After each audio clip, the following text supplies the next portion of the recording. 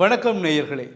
103 வருடங்களுக்கு முன்னர் உலகத்தில் வாழ்ந்ததாக சொல்லப்படுகின்ற சிகிபில்லா என்கின்ற மிருகம் இப்பொழுது இலங்கையில் கண்டுபிடிக்கப்பட்டிருப்பதாக சமூக வலைத்தளங்களில் ஒரு செய்தி வைரலாகி கொண்டிருக்கிறது.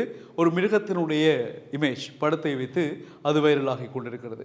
அந்த சிகிபில்லா என்ற அந்த மிருகத்தை நீங்கள் பார்த்தால் ஒரு பயம் வருகிறது. நாங்கள் பார்க்கின்ற நாய் நரி போன்றது போல தான், ஆனால் தோல் இல்லை, மிக மிக ஒரு வித்தியாசமான தோல் அமைப்பை கொண்ட பார்ப்பதற்கு மிகவும் பயங்கரமாக இருக்கக்கூடியதாக அந்த மிருகம் காணப்படுகிறது. இந்த மிருகம் தொடர்பாக இப்பொழுது ராஜரட்ட பல்கலைக்கழகத்தினுடைய விலங்குகள் ஜால சரணாலய பேராசிரியர் ஒரு விடயத்தை சொல்லியிருக்கின்றார். அதில் இன்னொரு விஷயம் வந்து சமூக விடத்தில் சொல்லப்பட்டிருக்கு. என்னென்னு சொன்னால், இப்போ அது ஜால வனவிலங்கு சரணாலயத்தில் வந்து இருப்பதாகவும் உறுதிப்படுத்தப்பட்டதாக அந்த செய்தி பரவி கொண்டிருக்கு. ஆனால் ராஜரட்ட பல்கலைக்கழகத்தினுடைய பேராசிரியர் என்ன சொல்றாருன்னு சொன்னால், இது வந்து முற்றிலும் ஒரு தவறான செய்தி. சிகிபில்லா என்ற மிருகம் உலகத்தில் வாழ்ந்ததற்கான ஆதாரங்களே யாரிடமும் சரியாக இல்லை என்பது இவருடைய கருத்து. ஆனால் இப்பொழுது சமூக வலைத்தளங்களில் இந்த சிகிபில்லா என்ற பெயரை போட்டு, இந்த மிருகத்தினுடைய பெயரை போட்டு நேரில் அதை கண்டது போல பலர் பதிவிட்டு கொண்டிருக்கின்றார்கள். ஆனால் இதை பதிவிடுகின்றவர்கள் யாரும் இதை நேரில் கண்டதாக எனக்கு தெரியவில்லை. இது ஏதோ கூகுள் பக்கத்தில் போய் அந்த பக்கத்தில் தரவிறக்கம் செய்து தேடப்பட்டு தரவிறக்கம் செய்யப்பட்ட விலங்கை வந்து இதில் பதிவிட்டு இந்த செய்திகளை பரப்பி கொண்டிருப்பதாக பேராசிரியர் சொல்லியிருக்கின்றார். பொதுவாகவே இந்த சிகிபில்லா மிருகம் தொடர்பான செய்திகளை நாங்களும் தேட வேண்டும் என்பதற்காக, உங்களுடன் பகிர்ந்து கொள்வதற்காக தேட வேண்டும் என்று நாங்களும் தேடிய பொழுது ஒரு வித்தியாசமான பல விலங்குகளுடைய உருவங்கள் எங்களுடைய கண்ணுக்கு தென்பட்டன.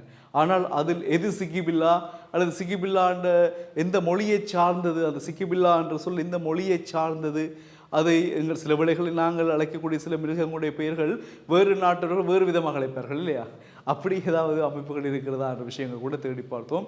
எங்களால் அது சரியான முறையில் உறுதிப்படுத்தப்படவில்லை. ஆனால் ஏன் நான் குறிப்பிடுகிறேன் என்று சொன்னால், சமூக வலைத்தளங்களில் வருகின்ற எல்லா விடயங்களும் உண்மையானவைகளாக இருக்க முடியாது. அதை நீங்கள் உறுதிப்படுத்த வேண்டும். சில வேளைகளில் அந்த செய்திகளை நம்பி நீங்கள் அவற்றை பார்க்கின்ற பொழுது, பதிவிடுகின்ற பொழுது மிகவும் மனத்தாக்கத்திற்கு உள்ளாகுவீர்கள். அது தேவையில்லாத சஞ்சலங்களையும் உங்களுக்கு உண்டு பண்ணும். ஏனென்றால் இந்த காலகட்டம் இவ்வாறு விலங்குகளை மட்டுமே வைத்துக்கொண்டு இந்த குழப்பங்கள் நீடிக்கவில்லை. இந்த காலங்களில் பல மனிதர்களை வைத்துக்கொண்டே எங்களை குழப்புகின்ற பல செயற்பாடுகளை நாங்கள் கடந்த வருடமே பார்த்திருக்கிறோம், முதல் வருடங்களிலும் பார்த்திருக்கிறோம். இந்த வருடங்களும் மனிதர்களின் உணர்வுகளோடு விளையாடி பார்க்கின்ற சில ஜென்மங்கள் எங்களிடையே உலாவிக் கொண்டிருக்கின்றார்கள். எனவே மிக கவனமாக நாங்கள் இருக்க வேண்டும். எங்களினுடைய உணர்வுகளை வைத்துக்கொண்டு விளையாடுகின்ற யாவருக்கும் இடமளிக்கக்கூடாது. நாங்களாக இருக்க வேண்டும். நாங்கள் ஒன்றும் அறிவிலிகள் அல்ல, நாங்கள் அறிவானவர்கள் என்பதை அந்த ஜென்மங்களுக்கு நாங்கள் உணர வைக்க வேண்டும். இவ்வாறு மிருகங்கள் மனிதர்களை கொண்டு அவர்தான் இவர், இவாதான் அவா என்ற மாதிரியான கருத்துக்கள் எல்லாம் இப்பொழுது எங்களுக்கு வந்து கொண்டிருப்பதை நாங்கள் கடந்த ஆண்டுகளில் இருந்து பார்த்து கொண்டிருக்கிறோம் இல்லையா? எனவே மிக கவனமாக இருக்க வேண்டும். இந்த நாட்கள் மிக கனமான நாட்கள், காத்திரமான நாட்கள். எங்கள் மக்களை பொறுத்தவரையில் இந்த நாட்களில் எங்களுக்கு வேறு திசைகள் ஒன்றுமே தெரியாது. ஒரே திசை மட்டும் தெரிந்து கொண்டிருக்கிறது, ஒரே காட்சிகள் மட்டும் எங்கள் கண்களுக்கு தெரிந்து கொண்டிருக்கின்றன. அந்த நினைவுகள் ஞாபகங்களை மட்டும் நாங்கள் சுமந்து கொண்டிருக்கிறோம்.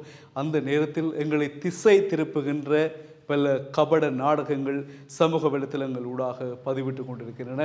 நாங்கள் அத்தனை காட்சிகளுக்கும் இடம் கொடுக்காமல் எங்கள் சிந்தனைகள், எங்கள் உணர்வுகளோடு நாங்கள் எங்கள் மக்களுக்காக பிரார்த்திப்போம், அஞ்சலிப்போம். எனவே இவ்வாறான கபட நாடகங்களுக்கு இம்மி அளவு கூட இடம் கொடுக்காமல் நாங்கள் வாழ்வோம். மீண்டும் சந்திக்கலாம் உறவுகளே. வணக்கம்.